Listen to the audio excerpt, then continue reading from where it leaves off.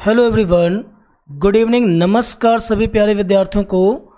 मैं उमेश पाल एक बार फिर से आप सभी विद्यार्थियों का आपके अपने परिवार टीचर्स वर्ड में स्वागत करता हूं।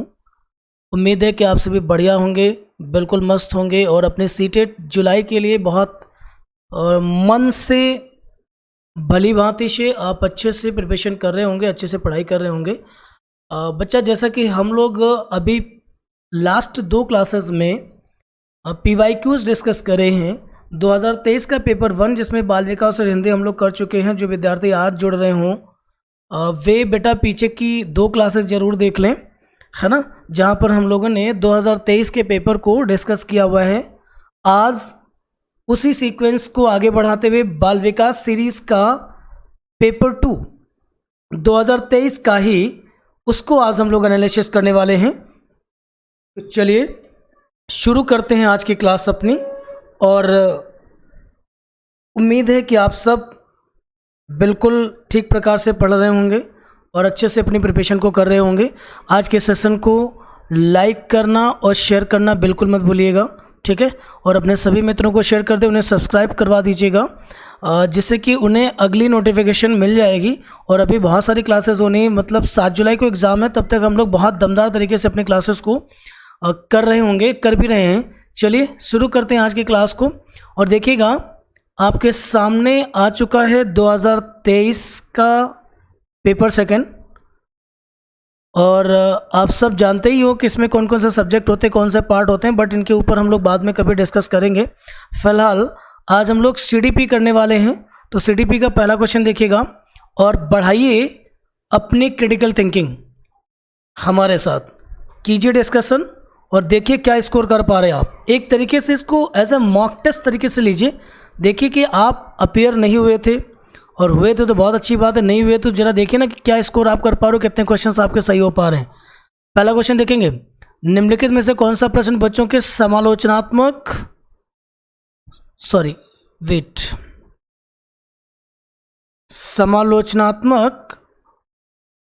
व रचनात्मक चिंतन को बढ़ावा देता है, मतलब प्रमोट करता है किसको? क्रिटिकल एंड क्रिएटिव थिंकिंग को, ठीक है। कौन सा ऑप्शन ऐसा है? चलिए देखते हैं। एलिमिनेशन मेथड पर हम लोग काम कर रहे हैं, ये बात आप सब जानते ही हो।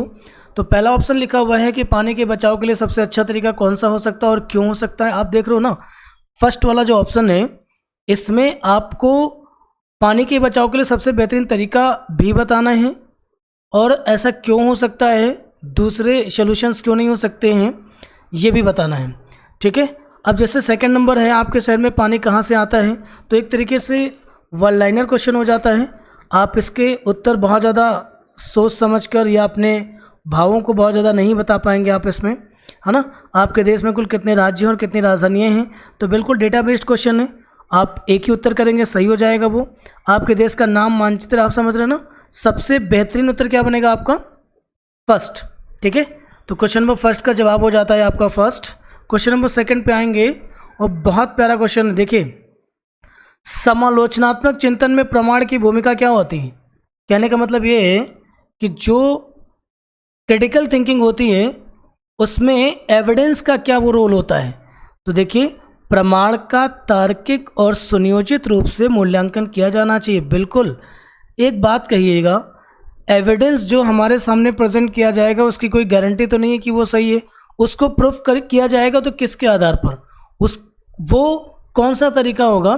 तो प्रमाण को तार्किक रूप में उसका मूल्यांकन किया जाना चाहिए, और सुनियोजित समझ लो ना, मतलब सैद्धांतिक रूपों से, ठीक है ना, वैज्ञानिक अप्रोच हो उसके अंदर।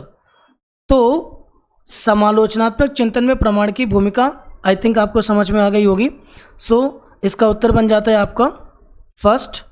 क्वेश्चन नंबर 3 को देखेंगे, ठीक है बच्चा। चूँकि पेपर है और हम लोग एनालिसिस कर रहे हैं, इसलिए थोड़ा सा वक्त ज़्यादा लगेगा, परेशान मत होइएगा, पेशेंस जरूर रखिएगा।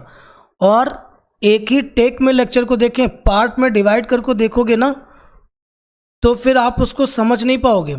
आपको इसे एक बार में ही देखना चाहिए। क्वेश्चन नंबर 3 को देखेंगे, समावेशी शिक्षा में क्या शामिल है? बताइए भैया क्या शामिल है? समावेशी शिक्षा में क्या शामिल है? देखो समावेशी शिक्षा को हमने पढ़ा है और उसके बारे में हम ये जानते हैं कि समावेशी शिक्षा में जो बच्चे व्यक्तिगत भिन्नता रखते हैं या यूं कह सकते हैं कि विशेष आवश्यकताओं वाले जो बच्चे होते हैं उन सबको एक साथ बैठा के हम लोग पढ़ाते हैं, इसे समावेशी शिक्षा कहा जाता है। मतलब किसी प्रकार का अलगाव इसमें शामिल नहीं है ना।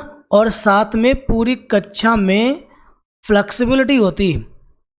ठीक है, फ्लेक्सिबिलिटी होने का मतलब है कि जो ज़रूरी होगा कक्षा के अनुरूप वो उसमें चेंज लाए जा सकेंगे।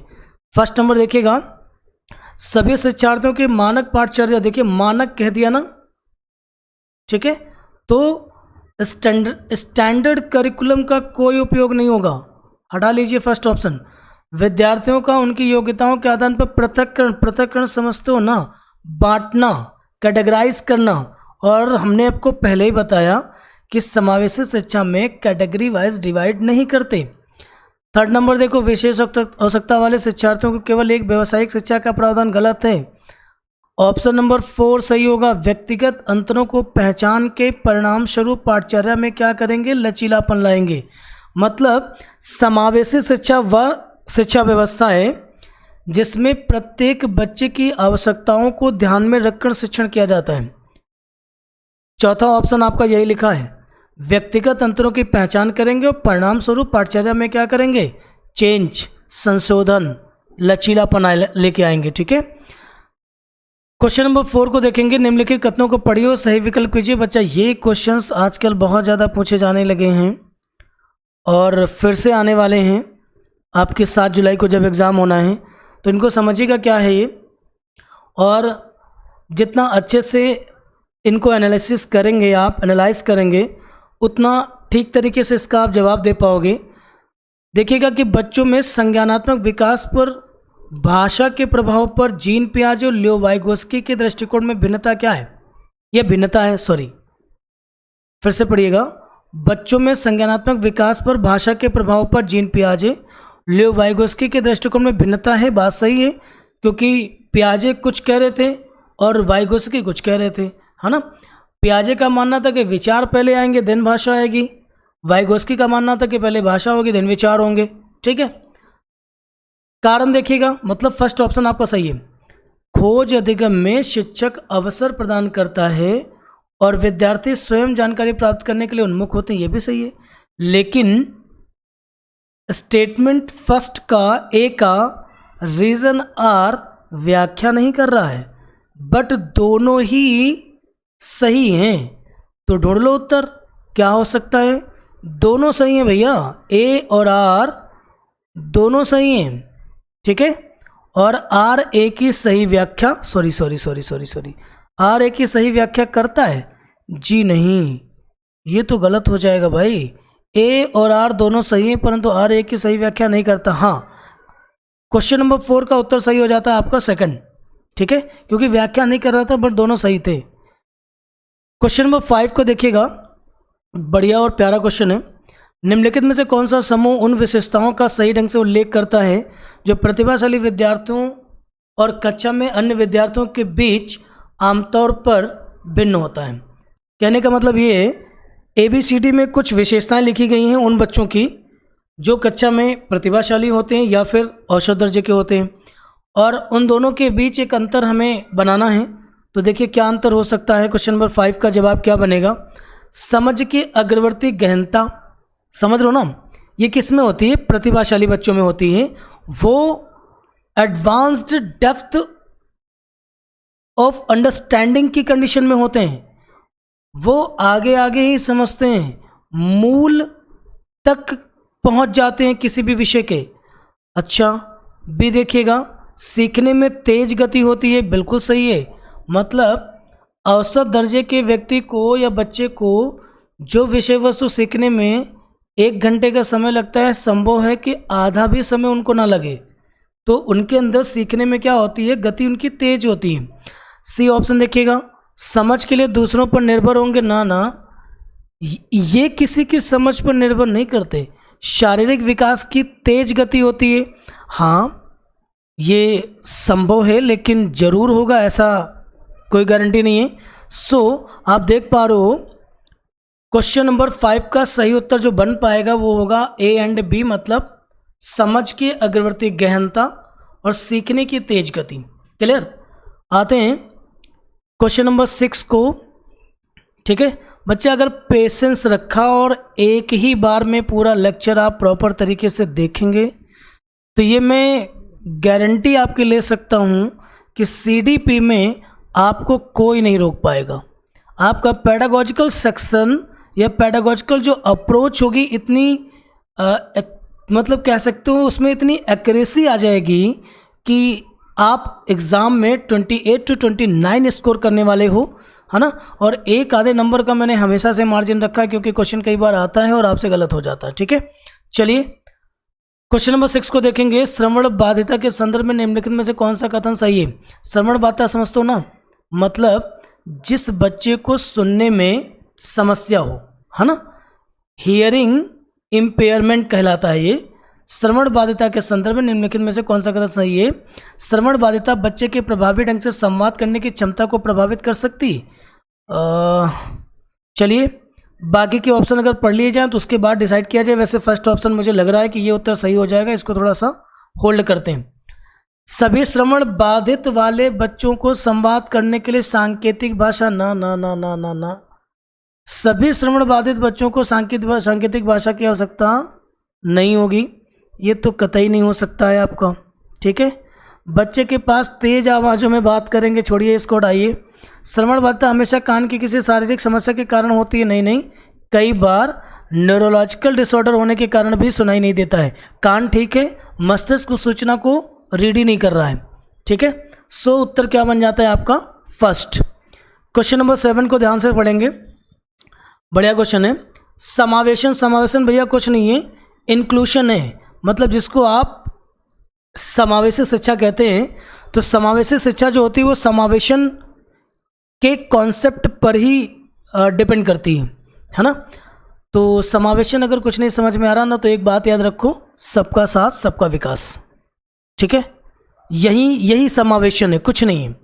किसी को हम छोड़ेंगे नहीं और किसी पर हम विशेष ध्यान भी नहीं देंगे कि कक्षा में एक ही दो बच्चों पर हम फोकस कर रहे हैं और बाकी बच्चों को हम ध्यान नहीं दे रहे हैं। ठीक है, यही है समावेशन।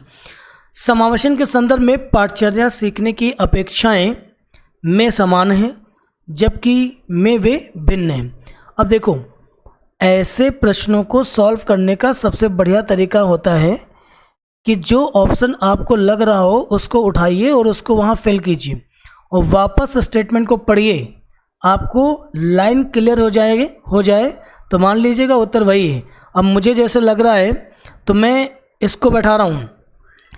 समावेशन के संदर्भ में पाठचर्या सीखने की अपेक्षाएं समायोजन में समान हैं, बिल्कुल सही है, जबकि संशोधन में वे भिन्न हैं। ठीक है ना, समझ आ रहा है? अब देखिएगा,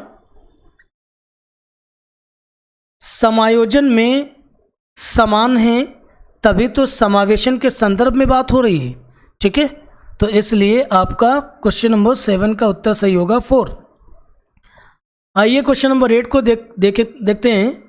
संरचनावादी सिद्धांतों के अनुसार, संरचनावादी सिद्धांत समझते हो, जो कंस्ट्रक्टिविस्ट थेरिस्ट होती है, उनके अनुसार निम्नलिखित में से कौन सा कथन सही नहीं होगा?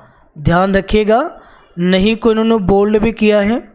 ठीक है, और अक्सर ये नहीं हमको नहीं दिखाई देता है परीक्षा के समय, तो इस पर ध्यान देना है। मुझे वो बताना है जो संरचनावादी सिद्धांतकारों के अनुसार नहीं आएगा। ज्ञान व्यक्तिपरक होता है, ये बात उन्होंने कही है। शिक्षार्थी अपने सामाजिक सांस्कृतिक संदर्भ में ज्ञान की रचना करते हैं, जी बिल्कुल सही है। ज्ञान जो होता है वो बहुलवादी या बहुविध होता है, ये भी सही है। ठीक है, उसके अंदर मल्टीपल एस्पेक्ट्स होते हैं ज्ञान में। ठीक, अच्छा, प्रभावी अधिगम सुनिश्चित करने के लिए शिक्षार्थियों को बाहरी रूप से प्रेरित करने की आवश्यकता है। ठीक है, आपका थर्ड ऑप्शन संरचनावादी सिद्धांतों में नहीं आएगा। क्योंकि ये किसी भी कंस्ट्रक्टिविज्म पैटर्न को फॉलो नहीं कर रहा है। ठीक है, संरचनावादी सिद्धांतकारों का ये मानना नहीं होगा। क्लियर। क्वेश्चन नंबर 9 पे आएंगे।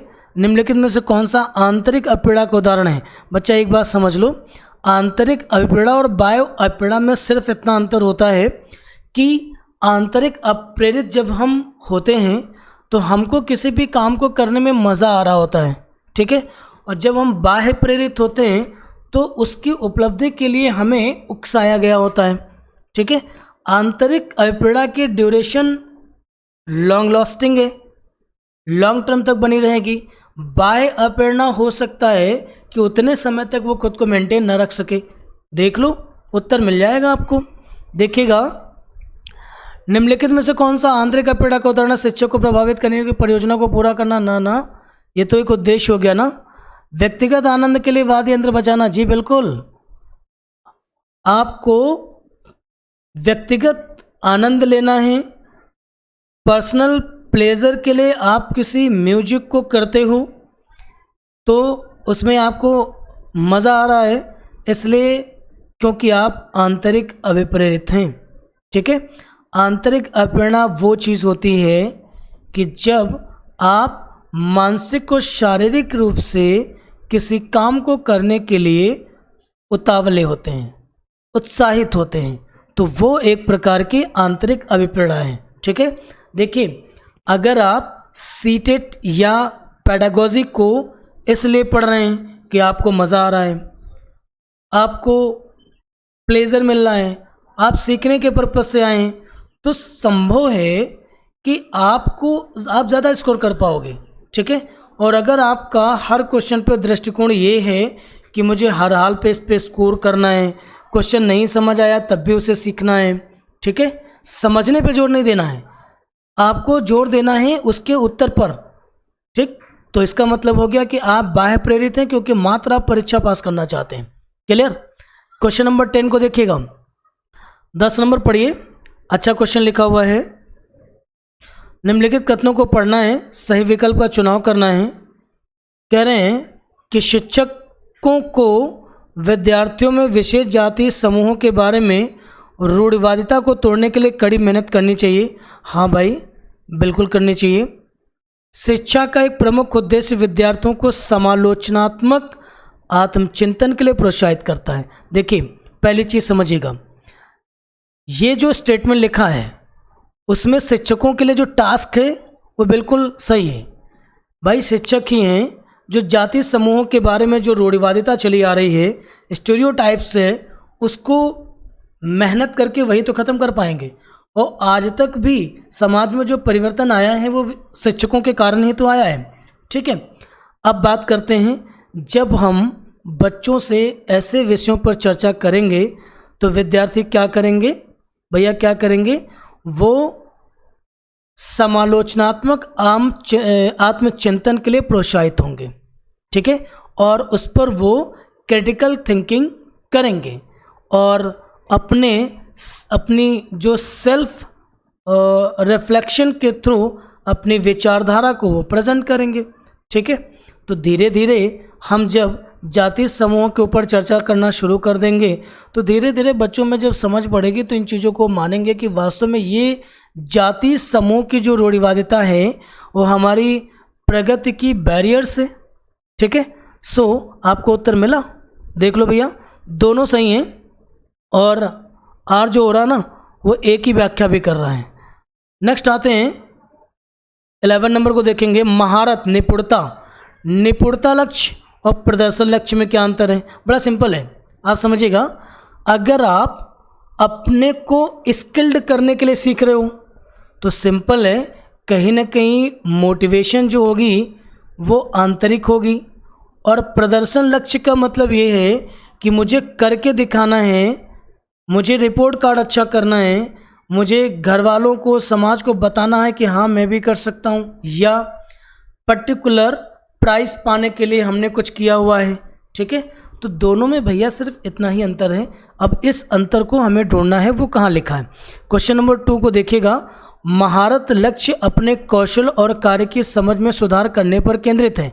मतलब अगर आप किसी भी टास्क को करते हो, सीखते हो, और इसलिए सीखते हो ताकि आपके अंदर उसमें परफेक्शन आ जाए, ठीक है, तो ये आपकी निपुणता है, निपुणता लक्ष्य है।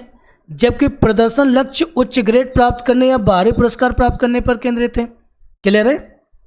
वही बात आ रही है कि परीक्षा में किसी भी विषय को इसलिए पढ़ा जाना कि मुझे सीखना है, तो ये आपकी निपुणता लक्ष्य हो जाता है, ठीक है। और प्रदर्शन लक्ष्य ये है कि विषय को इसलिए पढ़ना कि उसमें स्कोर ज़्यादा करना है, तो ये आपका प्रदर्शन लक्ष्य है। तो सिंपल है, 11 नंबर। उम्मीद है सबको समझ में आ गया होगा बच्चा। सारे ऑप्शन बड़े थे, मैंने एक बार में देख के आपको बता दिया है। अब बाकी के आप पढ़ लीजिएगा। अगर मैं ये चारों ऑप्शन यहाँ पे पढ़ूंगा ना तो टाइम बहुत कंज्यूम होगा, ठीक है। वैसे मैंने एक्सप्लेन कर दिया है आपको। 12 नंबर देखेंगे, भाई बहन के रिश्तों में क्या अंतर है। ये तो ऑप्शन पढ़ने के बाद ही पता चलेगा वो क्या कहना चाहते हैं। सिंपल है, माता पिता और साथियों के साथ संबंधों से भिन्न होते हैं, बिल्कुल सही है। और बाल्यावस्था में सामाजिकरण में महत्वपूर्ण भूमिका निभाते हैं, बिल्कुल ठीक है, ठीक है, कुछ नहीं करना है, यही उत्तर सही होगा। अब देखिए ना, देखिए माता पिता और साथियों के संबंध साथ संबंधों के समान होंगे। जो संबंध आप अपने साथियों के साथ रखते हो क्या पेरेंट्स के साथ वही होंगे। अलग बात है कि पेरेंट्स चाहे जितना फ्रेंडली हो जाएं तो क्या हमारे दोस्त हो जाएंगे, नहीं ना। 3rd नंबर देखो, केवल प्रारंभिक बाल्यावस्था में महत्वपूर्ण भूमिका निभाते हैं, ऐसा भी नहीं है, वो पूरे जीवन भर हमारे लिए केंद्रीय होते हैं।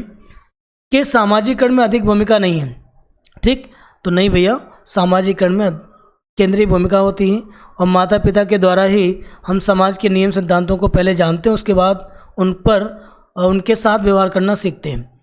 चलिए 30 नंबर को ध्यान से पढ़ेंगे। फिर एक बार अभिकथन और तर्क आया है, देख लो क्या उत्तर सही हो सकता है इस बार। बच्चों के बीच विकासात्मक दरों में काफ़ी भिन्नताएं मौजूद हैं, बिल्कुल सही बात है, क्योंकि सभी बच्चों की विकास की दर समान नहीं होती है। अच्छा, बात आ जाती है ऐसा क्यों, व्याख्या देखिए।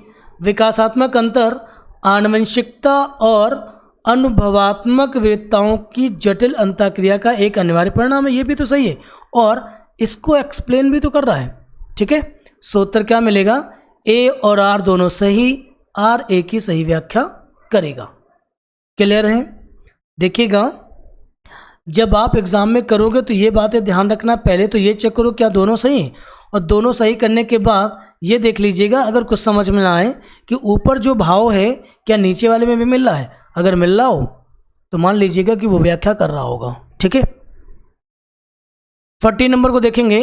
अच्छा क्वेश्चन है, निम्नलिखित कथन में विकास के किस सिद्धांत को दर्शाया गया है। पढ़ने के बाद ही पता चलेगा कि किस सिद्धांत को दर्शाया गया है। 40 नंबर क्वेश्चन है, आप ध्यान से पढ़िएगा। जो बच्चे अपने शुरुआती वर्षों में भाषा सीखने के लिए अनुकूल वातावरण से वंचित रह जाते हैं, उन्हें बाद के जीवन में भाषा चुनने में थोड़ी कठिनाई होती है। बिल्कुल परफेक्ट बात लिखी। जो शैशवावस्था होती है, बचपनावस्था होती है, वो भाषा सीखने को लेकर के काफ़ी संवेदनशील होती है, और जिन बच्चों को सोशली इंटरेक्ट होने के अवसर नहीं मिलते वो लैंग्वेज से वंचित हो जाते और बाद में वो किसी एक भाषा पर निपुणता प्राप्त करने के लिए कठिनाई महसूस करते हैं। चलिए, मैंने क्या कहा कि भाषा विकास क्या होती है, संवेदनशील होती है, ठीक है। मतलब अगर एक हेल्दी एटमॉस्फेयर क्रिएट किया जाए तो कम उम्र में भी बच्चा भाषा पर अच्छी पकड़ बना सकता है। नंबर 15 है, पठन वैकल्य कहा जाता है डिसलेक्सिया को। डिसलेक्सिया एक प्रकार की लर्निंग डिसेबिलिटी है जिसमें बच्चों को पढ़ने से संबंधित कठिनाई होती है। मतलब बच्चे जो लिखा होता है उसको कई बार गलत पढ़ जाते हैं, ठीक है। और तो देखिएगा कौन सा विकल्प इसमें आएगा, देख लो, मिल गया भैया। पढ़ने से संबंधित क्या, प्रणालीगत ध्वन्यात्मक प्रशिक्षण के माध्यम से, क्या कह रहे हैं, वह शिक्षार्थी जो पठन वैकल्य से जूझ रहे हैं को पढ़ना सिखाया जा सकता है। तो इसके लिए तारे ज़मीं पर आपको देखना होगा।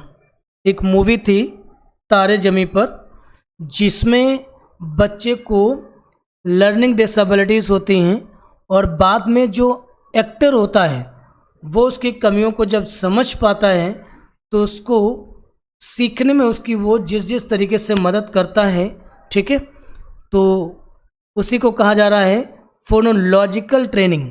फोनोलॉजिकल ट्रेनिंग का मतलब है सिस्टमेटिक तरीके से बच्चों को फोनेम्स का किस तरीके से यूज करना है, कैसे प्रोनाउंशिएट करना है, उसको कैसे वो रिकॉग्नाइज करेंगे, इन सब चीज़ों पर उनको वो ट्रेन करेंगे, ठीक है।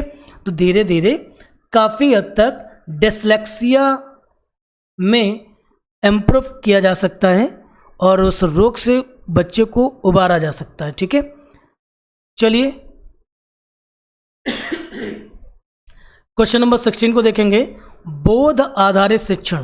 देखिए, बोध आधारित शिक्षण का मतलब होता है कि ऐसा कुछ पढ़ा जाए जिसमें नॉलेज बढ़ रही हो, ठीक है। तो बोध आधारित शिक्षण का अंतर्निहित सिद्धांत यह है, यह विश्वास है कि, तो देखेंगे एक बार इसको वापस पढ़ते हैं।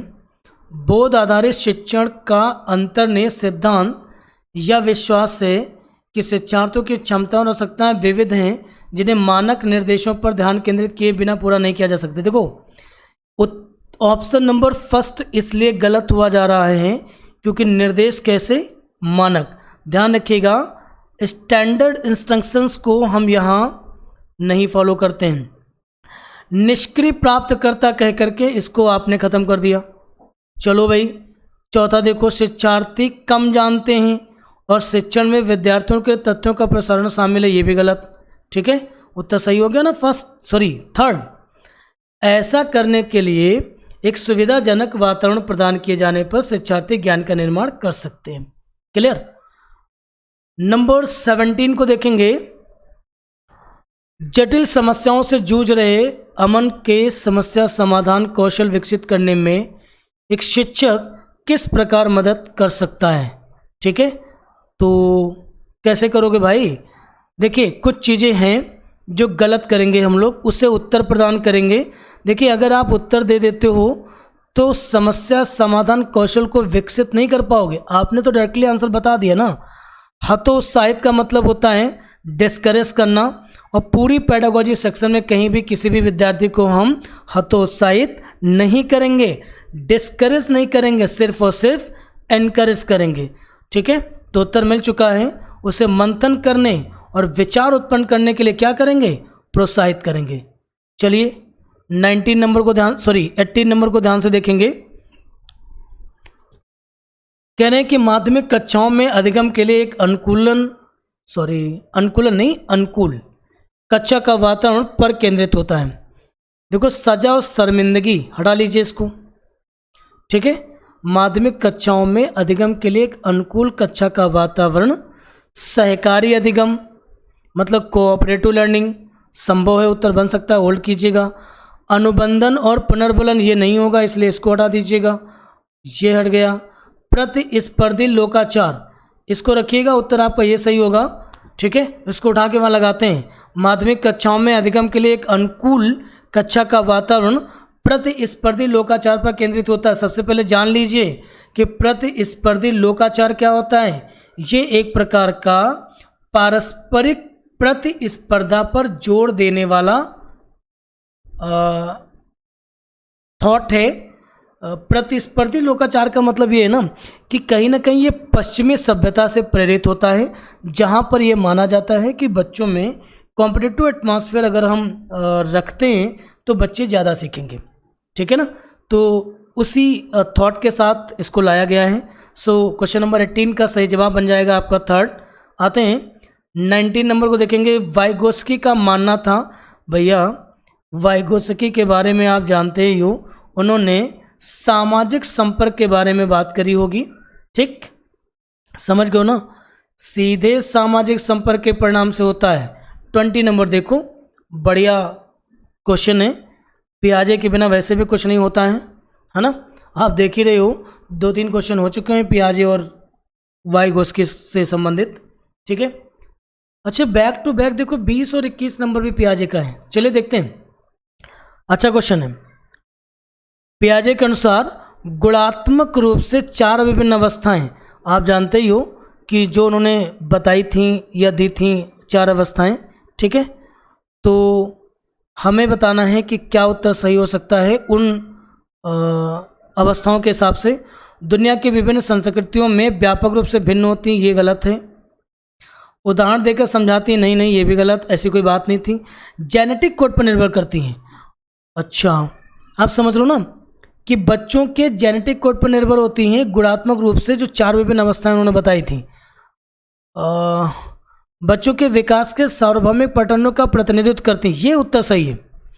ऑप्शन नंबर 4 कीजिएगा, बच्चों के विकास के सार्वभौमिक पैटर्नों का प्रतिनिधित्व करती हैं, मतलब इसको पढ़िएगा, रिप्रेजेंट करती हैं यूनिवर्सल पैटर्न्स को, ठीक है। मतलब जो डेवलपमेंट का सार्वभौमिक पैटर्न है उसे बताते हैं। वैसे पियाजे ने जो स्टेटमेंट दिए वो सार्वभौमिक ही थे, मतलब अटल सत्य था, उसमें कोई चेंज नहीं किया जा सकता था। 21 को देखिएगा, निम्नलिखित में से कौन सी पियाजे के संज्ञानात्मक विकास के सिद्धांत की सीमाएं, देखिएगा पियाजे के संज्ञानात्मक विकास के सिद्धांत की सीमाएं बेटा प्लेलिस्ट बनी हैं, एक बार पियाजे वाइगोस्की कोहलबर्ग को वापस देख लीजिए ताकि आपके उत्तर गलत ना हो सकें। चौथा ऑप्शन देखो, वह संज्ञानात्मक विकास पर संस्कृति और सामाजिक कारकों के प्रभाव को ध्यान में नहीं रखते हैं। इस पर ध्यान किसने दिया हुआ था? संज्ञानात्मक विकास पर संस्कृति और सामाजिक कारकों के प्रभाव को ध्यान में किसने रखा था? वो थे वाइगोस्की, पियाजे ने नहीं रखा था। तो आपको समझ आ गया होगा। 22 नंबर को देखेंगे, फिर से एक बार स्टेटमेंट आया, पढ़ते हैं 22 नंबर को। प्रत्येक वर्ष लता, जो कि कक्षा 2 की शिक्षिका है, उनके क्षेत्रों में कैरियर पर चर्चा के लिए एक महिला गणित प्रोफेसर और एक पुरुष नर्स को अपनी कक्षा में आमंत्रित करती है, ठीक है। अच्छा चलो कोई नहीं। जेंडर अंतर जन्मजात है और समाज के माध्यम से अधिग्रहित नहीं किया जाता। देखिए ये गलत, जेंडर शब्द यूज किया गया है, सेक्स की बात नहीं कर रहे हैं। अगर यहाँ पे सेक्स होता तो ये वाला सही हो जाता। सामाजिक मतलब रचना है जेंडर, ठीक है। समाज के माध्यम से ही हम सब जेंडर की भूमिका को, लिंग की भूमिका को जानते हैं, है ना। सो आर हो गया है गलत। उत्तर क्या बनेगा आपका? ए सही और आर गलत। 23 नंबर को देखेंगे, प्यारा सा क्वेश्चन है, सरल है, कठिन नहीं है बिल्कुल भी। एक प्रगतिशील कक्षा में प्रोग्रेसिव एजुकेशन क्या होता है? जॉन डीवी ने इसे प्रेजेंट किया था। और जो विद्यार्थी नहीं जानते हैं, बच्चा एक बार जाना, प्लेलिस्ट में आपको बाल केंद्रित शिक्षा और प्रगतिशील शिक्षा देखने को मिल जाएगा, ठीक है। थोड़ा सा वक्त निकालिए, इस लेक्चर को पढ़ने के बाद उसे भी देख लो, ठीक है। क्या करना है भैया? अधिक प्रश्न नहीं पूछते, नहीं, प्रोग्रेसिव एजुकेशन में प्रश्न तो करे जाएंगे। चलो शिक्षक से प्रश्न पूछते, हाँ ये सही है। एक दूसरे से प्रश्न पूछिए, बिल्कुल पूछिए। स्वयं से प्रश्न पूछिए, हाँ ये भी सही है। उत्तर कौन सा बनेगा? थर्ड, BCD आ जाएंगे, ठीक है। अब देखो यहाँ पर पुल्लिंग या स्त्रीलिंग होने से जुड़ी अपेक्षाओं को जेंडर भूमिकाएं कहा जाएगा, और उन्हें बच्चा कब सीख लेता है? देखो ये थोड़ा सा उन्होंने कॉम्प्लिकेटेड कर दिया। तो 24 नंबर को ध्यान से पढ़ेंगे कि पुल्लिंग और स्त्रीलिंग होने से जुड़ी अपेक्षाओं को जेंडर भूमिकाएं कहा जाता है। ये बात तो सही है, इसको उठाओ वहाँ लगाओ, देखते हैं। और इन्हें बाल्यावस्था की सभी अवस्थाओं से लेकर वयस्कता में भी सीखा जाता है। बिल्कुल सही। शैशव अवस्था में जो बच्चे होते हैं ना, वो जेंडर की भूमिका को ग्रहण नहीं कर पाते, वो लड़का लड़की में कोई भेद नहीं करते और वे एक दूसरे के साथ घुल मिल के रहते हैं और खेलते कूदते हैं। लेकिन जैसे ही बाल्यावस्था में जाते हैं तो लड़के और लड़कियों का समूह बदल जाया करता, क्योंकि उनको पता चल चुका होता है कि हम दोनों सेक्सुअली डिफरेंट हैं, ठीक है, और जेंडर के फॉर्मेट में जेंडर भूमिकाओं में वो लोग आ जाएंगे, इसलिए उनके अलग समूह हो जाया करते हैं। सो 24 नंबर का फर्स्ट आंसर सही होगा। 25 नंबर देखो, बढ़िया क्वेश्चन है, पढ़ते हैं कि बुद्धि के संदर्भ में निम्नलिखित में से कौन सा दृष्टिकोण शिक्षार्थियों के बीच विविधता के सम्मानपूर्ण विचार का समर्थन करता है। चलो देखते हैं क्या हो सकता है। कुछ नहीं हो सकता है बुद्धि वातावरणीय कारकों से प्रभावित नहीं होती, भैया होती है, ये उत्तर नहीं बनेगा। ठीक, मुझे पॉजिटिव अप्रोच देने वाला बनाना है। बुद्धि आनुवंशिक कारकों से प्रभावित नहीं होती, गलत होती है।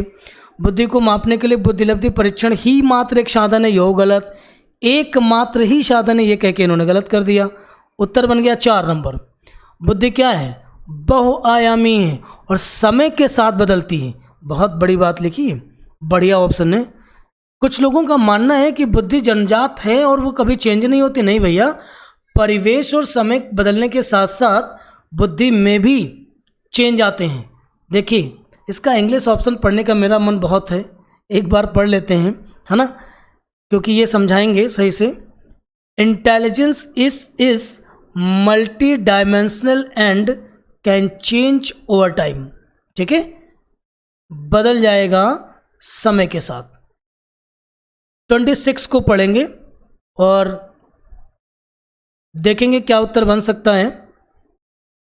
निम्नलिखित में से किसने सामान्य बुद्धि की अवधारणा की आलोचना करी है और बुद्धि का एक वैकल्पिक सिद्धांत प्रस्तुत किया था? तो करने की कोई बातें नहीं है। जीन पियाजे, वाइगोस्की ने बुद्धि की कोई बात नहीं करी। स्पीयरमैन व्यवहारवाद की बात कर रहे थे, हावर्ड गार्डनर ही थे। छोड़िए, उत्तर बन चुका है। 27 को देखेंगे।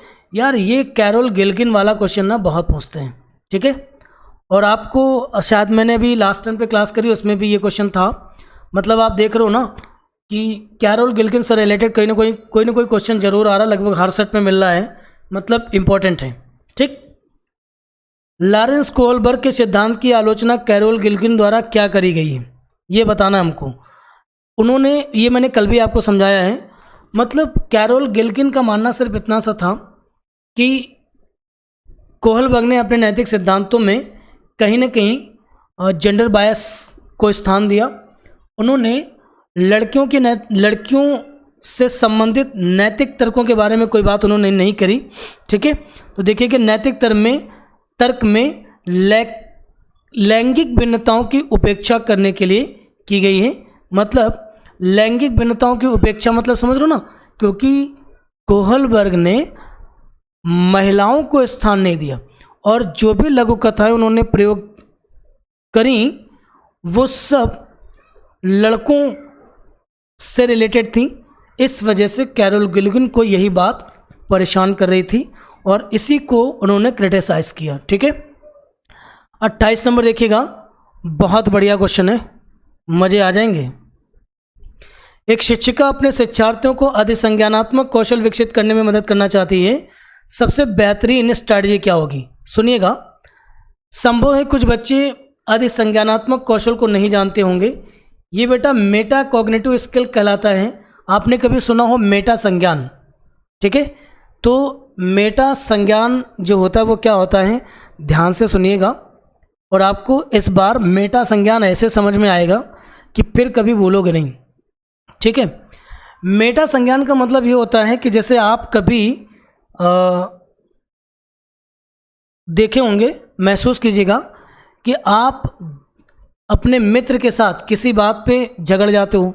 ठीक है, किसी बात पे मतलब कह सकते हो कि हॉट टॉकिंग हो जाती है ना, या आपका दोस्त आपको गलत सलत शब्दों का प्रयोग करके आपके साथ नाराज़ हो जाता है, तो उस टाइम आप कुछ कह नहीं पाते हो, समझ रहे हो, और आपके अंदर बोलने के लिए बहुत कुछ था आपके पास, लेकिन जब वहाँ से आप वापस आते हो तो रास्ते में जब उसके ऊपर चिंतन करते हो, सोचते हो, तो महसूस करते हो कि यार ये वाली बात कह देते ना तो इसका मुंह बंद हो जाता। समझ रहे ना? मेटा संज्ञान का मतलब है कि प्रेजेंस ऑफ माइंड, मतलब जब आवश्यकता हो तो सटीक शब्दों का प्रयोग करना हमको आना चाहिए। ठीक है, ये है अधिसंज्ञानात्मक कौशल और इसको शिक्षिका क्या करना चाह रही है, विकसित करना चाह रही है। विद्यार्थियों को अभिप्रेरित करने के लिए लगातार ग्रेड प्रतिपुष्टि प्रदान करना गलत। विद्यार्थियों को प्रोत्साहित करना कि वे स्वयं अपने अधिगम पर चिंतन करें, अपनी प्रगति का मूल्यांकन करें, बढ़िया, ठीक है, तभी तो मेटा संज्ञान डेवलप होगा। ठीक, 29 को देखिएगा फिर से एक बार, अभिकथन और कारण। देखिए बच्चा, जो बच्चे एनालिसिस नहीं कर पाएंगे, ये क्वेश्चन तो उनका छूटने वाला ही है ना। और आप देख ही रहे हो कि सीडीपी के सेक्शन में 30 क्वेश्चन में कम से कम 4 क्वेश्चन हो चुके हैं, इसके 4 ये हो जाएंगे। और अगर ये सीख लिया ना तो और भी 5-6 निकलेंगे। और जीन पियाजे और कोहलबर्ग-वाइगोत्स्की पढ़ लो, इतने में तो पेपर कंप्लीट हो जा रहा है। ठीक है, शिक्षकों को संकल्पना को मजबूत करने के लिए विद्यार्थियों को अपने स्वयं के संकल्पना के उदाहरणों और गैर उदाहरणों को पहचान करने के लिए कहना चाहिए। बिल्कुल सही बात लिखी है। उदाहरणों के बारे में सोचने से संकल्पना को मजबूत किया जा सकता है, जबकि गैर उदाहरण विद्यार्थियों को भ्रमित करते नहीं। गैर उदाहरण ही बच्चों की अपनी संकल्पना होती है। आर नंबर गलत है, ए सही है। उत्तर मिला, ए सही और आर गलत है। गैर उदाहरण आपको मजबूत बनाते हैं, बच्चे के अंदर कॉन्सेप्ट बिल्डिंग का काम करते हैं। गैर उदाहरण क्या होता है, जैसे अध्यापक पढ़ाते समय बच्चों के दैनिक जीवन से जुड़े हुए जो उदाहरण कक्षा में प्रस्तुत करते हैं ना, वो एक्चुअली गैर उदाहरण होते हैं। और जो पुस्तकी उदाहरण होते हैं वो आपके उदाहरण हैं। ठीक है ना, तो यही फ़र्क है। और गैर, आप सब जानते हो कि जब तक हम व्यक्तिगत जीवन से संकल्पना को जोड़े ना तब तक वो संकल्पना बनती ही नहीं, याद ही नहीं रह सकती। लास्ट क्वेश्चन देखेंगे 30 नंबर। अधिगम के सामान्य सिद्धांत बताते हैं कि विद्यार्थी बेहतर रूप से सीखते हैं यदि शिक्षक क्या करेगा। भैया शिक्षक क्या करे, पहले अवधारणा को उसके प्रतीकात्मक रूप में प्रस्तुत करें, फिर उसके भौतिक रूप पर आए। नहीं, अच्छा 3rd नंबर देखिएगा, हो गया। पहले अवधारणा का संपूर्ण रूप से परिचय दें और फिर उसकी बारीकियों पर आएँ। ठीक है, मतलब इसको कह सकते हो संश्लेषण से विश्लेषण की ओर। मतलब इसको मैं समझाता हूँ कि बच्चे किस ये वाला ऑप्शन क्या कहना चाह रहा है। ठीक है, देखिए, जैसे मान लीजिए कि मुझे बच्चों को रामायण के संबंध में बताना है कि राम कौन थे, रावण कौन था, दशरथ कौन थे, राम की भूमिका क्या थी, राम थे कौन। तो सबसे पहले मुझे उभरी कहानी बतानी पड़ेगी कि अयोध्या के एक राजा थे दशरथ, उनके ये बेटे थे और जिनका उनमें से 3 भाई थे, है ना। उनमें से आपका एक का नाम राम था और उनके एक शत्रुता हो गई थी, एक रावण था जो राक्षस था। ठीक है, राक्षसी प्रवृत्ति का था, है ना। और धीरे धीरे चीज़ों को ऐसे बताएंगे। फिर राम के व्यक्तित्व पर बारीकियों के साथ चर्चा करना शुरू कर देंगे। तो इससे क्या होगा, एक भूमिका बनेगी और बच्चे चीज़ों को आसानी से समझ पाएंगे और सीख पाएंगे। ठीक है, चलिए आज की क्लास हमारी यहाँ पर कंप्लीट हो रही है और आज की क्लास को मैं वाइंड अप करूँगा बच्चा। लेकिन एक बार मैं ज़रूर कहूँगा एक बात कि सेशन को लाइक करना, शेयर करना बिल्कुल मत भूलिएगा और कमेंट्स करके ज़रूर बताइएगा कि आपको अपना सेशन कैसा लग रहा है, मज़े आ रहे हैं कि नहीं आ रहे हैं। और मज़े आने चाहिए। जहाँ से कोई भी समस्या हो मुझे कमेंट बॉक्स में आके ज़रूर बताइएगा। आपको आने वाले दिनों में अभी बहुत बेहतरीन क्लासेस मिलने वाली हैं। और हाँ, डेली का डेली लेक्चर ज़रूर देखें क्योंकि हम लोग रोज़ डिस्कशन करेंगे, इसलिए आपका कोई भी लेक्चर पेंडिंग में नहीं छूटना चाहिए। ठीक है, चलिए आज की क्लास को यहीं पर वाइंड अप करते हैं। Thank you so much. मस्त रहिए, खुश रहिए।